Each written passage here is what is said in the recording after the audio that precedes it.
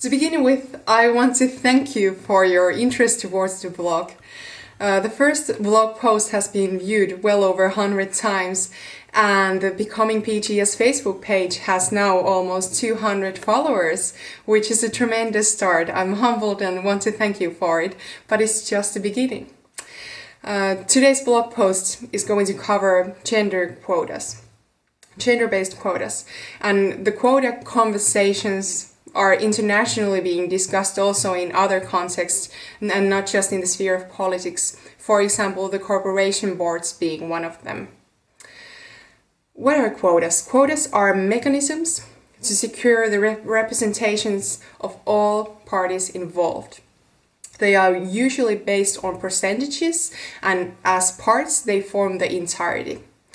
In the sphere of politics, gender quotas are used as to secure representation of both women and men in the political representation. Usually the quota of 40% has been implemented, but for example, United Nations is nowadays already demanding the 50-50 redistribution in all decision-making levels by the year of 2030. And naturally, the national parliaments are not the only level where the political decisions are being made. For example, there are local councils, regional assemblies, governments, and supranational level, for example. And from the gender equality perspective, these all are intertwined when it comes to political representation, for example. And then to the actual core point. So there are quota researchers such as Drew Dalrup and Lenita Freidenwall who argue that Scandinavia is no longer a model when it comes to gender equality. And this is a heavy claim to be stated because the Nordic countries usually rank high in different kind of gender equality measurements.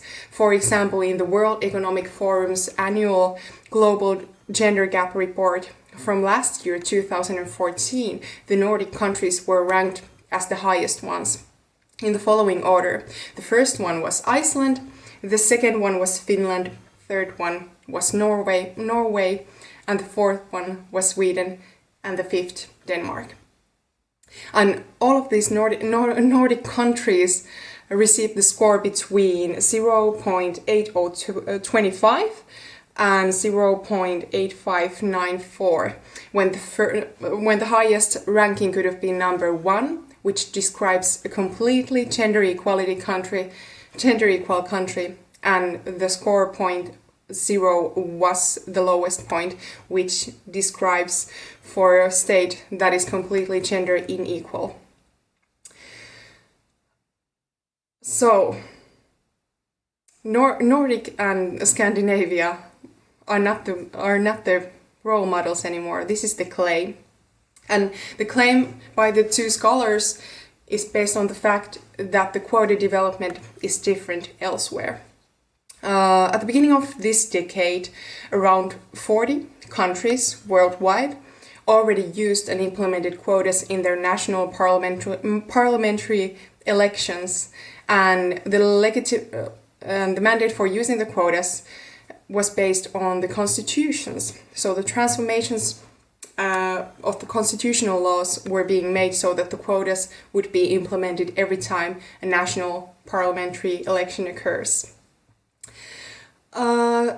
These 40 countries, none of them were the Nordic countries.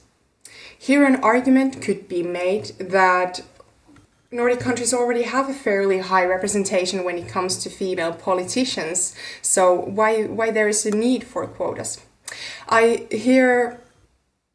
My perspective is the global arena, the international political arena, and not just the Nordic countries, but the following statements can be applied also to the Nordic states. So, the two quota scholars have divided the distinction between the quota usage and non-quota usage in two different tracks. And the On the other hand, you have the incremental track, which means the countries that are not using the quotas. And then on the other hand, you have the fast track, which applies to the countries that are using the quotas. The shift from the incremental track towards the fast track is part of like classical liberalism value change, where the shift is coming from the equality of the opportunity towards the direction of equality of the results. The strategy in the incremental track is that the gender equality will be achieved over the course of time through the natural development of the state. It may take many years, but it is something that is yet to come. And then the strategy for the fast track, on the other hand, is that gender equality is something that isn't a historical necessity. We cannot be sure that it can be or will be achieved any day. So therefore, active measures are emphasized. Rather than, for example, in the incremental part, the approach is more individualistic and also encouraging for activism rather than taking actual measurements. The strategy for incremental track is to encourage, for example, political parties to involve more and more women in their parties, and, for example, offer women things such as childcare for combining the political world and the family life better together. And quotas are actually seen as discriminatory towards men, so therefore they are heavily and strongly opposed. Rather than the strategy in the fast track is that active measures need to be taken, and concrete goals and the quotas are such measures. And the quotas are not seen as something discriminatory against anyone. They are seen as compensatory for the structural obstacles and blockades that usually women have to face. The fast track is more implemented in Latin America and so-called third world, rather than the Western states. And here an example of the elections of 2002 from Costa Rica has been raised by the scholars. In Costa Rica, 2002 elections was the first time when the quotas were implemented at the national parliamentary elections. And over the course of one election, the female political representation rose from less than 20% to 35%. This same kind of development had been obtained in Denmark in 38 years. So from 1964 to 2002. Here, my personal positioning was very different a few years back. I was against the quota system. I was against quotas because I thought that the most competent person would be hired and get the job nevertheless. But after familiarizing myself with the quota system and the research results that I've read, I have absolutely changed my positioning. And here the key factor is that there are lots of competent people usually for the same position, and there are different kind of background experiences that leads towards that competence for the position, and those kind of background experiences are harder for women than for men.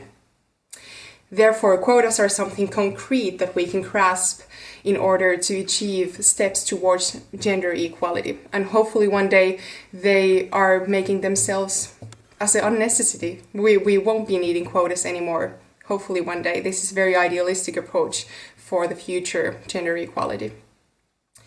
Because if the quotas are not implemented, we don't know. It might take several years, it might take a long time that we can achieve something in the gender equality field. And otherwise, if the quotas are not implemented, the change may never occur. And otherwise, if the quotas are not implemented, even drawbacks, fallbacks of the equality development are possible. So here I have to stress that women are expected to be more competent in the political sphere than men. This comes from the societal, structural, and sexist backgrounds and structures that women have to face more often than men in the sphere of politics. And this, I'm going to give you an example that is going to be very harsh and very out there, but it'll describe in its own way how such a setting is displayed at the time.